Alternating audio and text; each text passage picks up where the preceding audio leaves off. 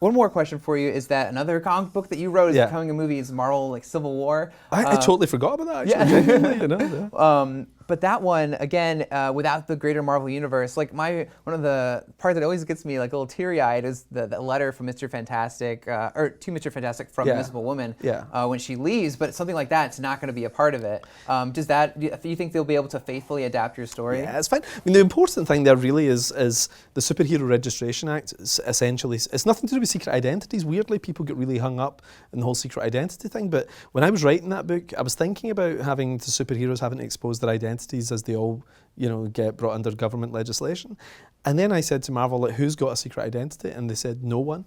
There's basically Spider-Man. Like, everybody, even Daredevil, had given up his secret identity at this point. And I was like, all right. So I made it about something else. And what it's about is that Iron Man feels that anybody who's walking around with a nuclear reactor on their back or whatever, like all these superheroes that's out there, should be under government control of some kind. They should be maybe working for the government in the same way cops work for local government, And it's sensible when you think about it. It totally makes sense. You have a license, you make sure this guy's okay, he doesn't have a criminal record and all this kind of stuff, And it's sensible, but Captain America's against it because, he comes from a simpler time and he feels superheroes should be autonomous and not be involved in politics and everything. So it's an ideological argument between the two. And that's all that matters. That's all Civil War is. It's Iron Man versus Captain America, and they're both right. They're both good guys, because the minute you demonise one of them, then the story loses its power, I think that you've got to like both of these guys. They're both correct.